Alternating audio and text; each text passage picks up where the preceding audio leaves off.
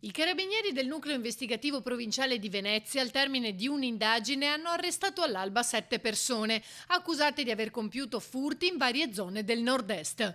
Sono tutti di nazionalità rumena, 5 sono reclusi in Romania, gli altri 2 rispettivamente a Venezia, nel carcere di Santa Maria Maggiore, e a Bergamo. L'indagine, avviata a febbraio 2022 sotto la direzione della Procura veneziana, si è concentrata su alcuni furti avvenuti in magazzini e depositi di aziende nel settore di abbigliamento e accessori firmati. Gli investigatori sono risaliti a un totale di 23 furti, tutti riusciti tranne uno, eseguiti dalla banda tra le province di Venezia, Padova, Vicenza, Cremona, Mantova, Bergamo e Reggio Emilia. Complessivamente avrebbero sottratto merce per un valore di 1.130.000 euro. Una parte della refurtiva, però, circa 300.000 euro, è stata recuperata durante le indagini e restituita al legittimo proprietario. Una volta raccolti gli indizi a carico della banda, il GIP ha firmato l'ordinanza di custodia cautelare che ha coinvolto anche le autorità di polizia romene.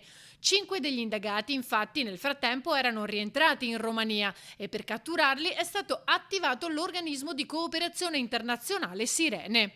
Oltre ai 7 componenti del gruppo finiti in manette, sono state denunciate a piede libero altre 3 persone, alle quali è stato notificato l'avviso di conclusione delle indagini.